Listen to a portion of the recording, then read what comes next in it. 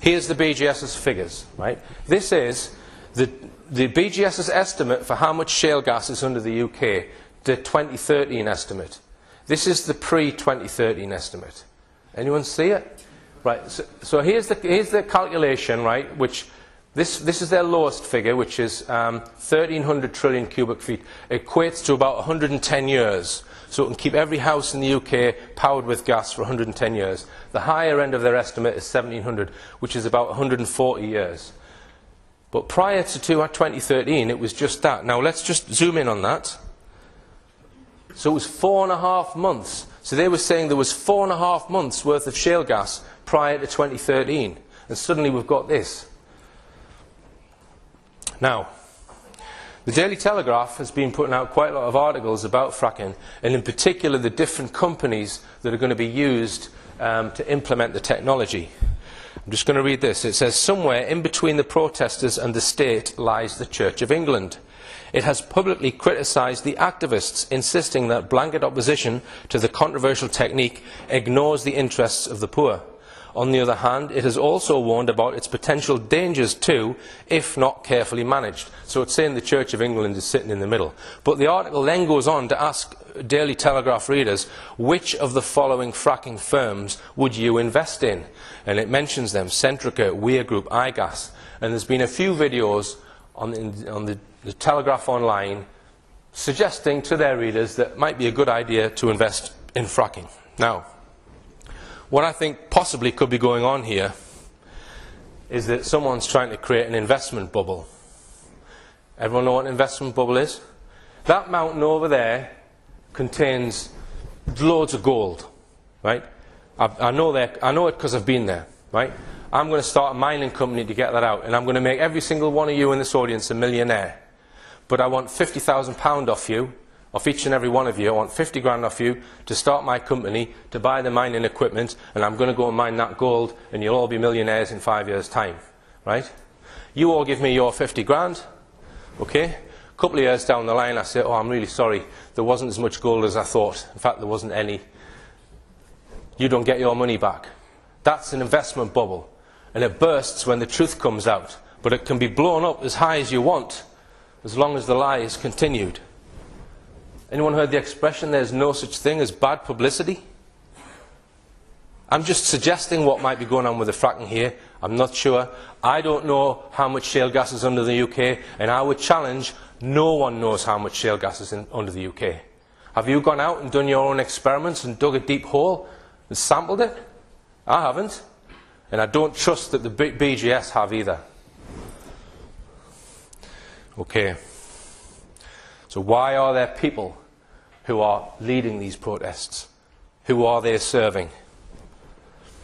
I think, and I've got it somewhere, it's time to press. Caution detected. Take precautions.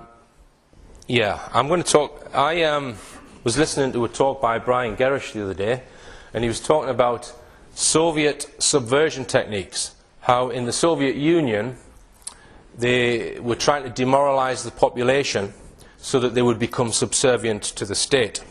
And this guy, Yuri Bezmenov, has done lectures and produced pamphlets on the techniques. I think he's a former KGB guy. And he explains how it goes through demoralization, destabilization, crisis and normalization. So Brian Gerrish has this slide up on his screen, and what he's saying is, he's reading this Soviet subversion manual and he's saying, hang on, this is Britain today. And he went through each one, and I'm thinking, hey, there's a lot in this. So I'm just going to point out some of these Soviet subversion techniques. The first 15 to 20 years is demoralization, where they're trying to demoralize the public to make them subservient to the state. Now, I think in the Soviet Union, they were depriving people of material wealth in order to demoralize them.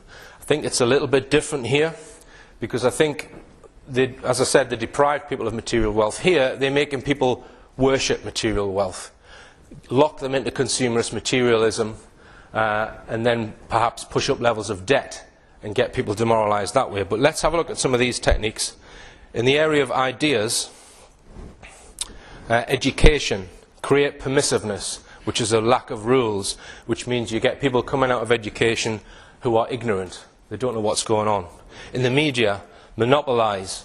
I think we can all agree that our mainstream media is monopolised. Manipulate, discredit, focus on non-issues, and you create an uninformed myopia. Myopia meaning you're not aware of the big picture. You can't really see what's going on. In culture, create false heroes and role models. Premier League footballers, pop idol. Okay, let's go on to the next one. Structure. In law and order, focus on legislative, not moral, and create a mistrust in justice. I think a lot of people in this audience would agree there's a mistrust in justice. Now this next one, damage social relations to create less individual responsibility.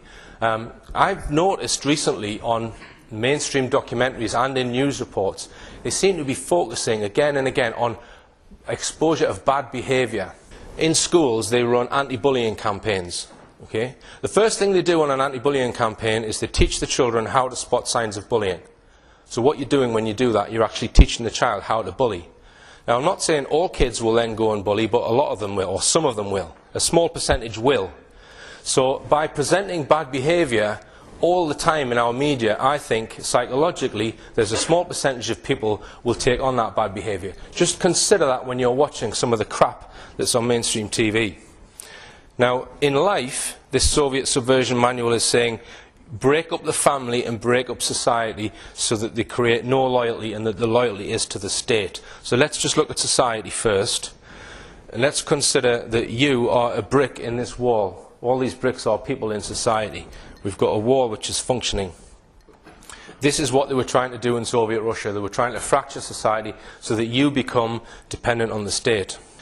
Now, how are you going to fracture society? Well, I think one idea would be to identify groups within society that can be separated from the rest of society and make them war with each other. Make society hate particular groups, create fractures in that wall, and then knock out groups of people in that wall. So let's just think of a group that we're going to alienate from society in order to fracture it, demoralise society, to make them dependent on corporations and the state. How are we going to do it? Let's choose a group at random. Benefit claimants, perhaps. Okay? So all the green bricks in this wall are benefit claimants. How are we going to demonise them and fracture them from the rest of us? Well, this is how they're doing it. Julie and Vinny Bienvenue are also experts on life on the dole. I need a bit. No. I really need a bit. Yeah. I need a bit. These newlyweds are part of Britain's record number of long-term unemployed. No work for more than 6 years. And their only hard graft is working the system. People find it easier to live off the government because they get most of the things paid for them. And yeah, it is easy doing that. And then you got people that don't want to work and can't be asked, and they find it easy to claim benefit, and I don't know how they justify that. I'm in that position, yeah. I'll hold my hands up, yeah. At the end of the day, you'd be better off going for the VIP one because it's included. Julie and Vinny want more. Julie gets sickness benefit, 310 quid a fortnight. All of Vinny and Julie's 9 children are living on benefits. They're the next welfare generation. Julie has to ring up the dole office to check just how much cash they've got coming in. But can you possibly tell me how much will be going into my bank, please? And with unexpected cash in the bank, it's time to spend. Hopefully I can get me money out. But they spend more on fags and their TV package than they do on food and other basics. Housing benefit is one of the largest chunks of Britain's welfare bill. The cheeky twat. Vinny has secured the new home they wanted in the space of just a few days. Fucking lift up. I'll have a coffee.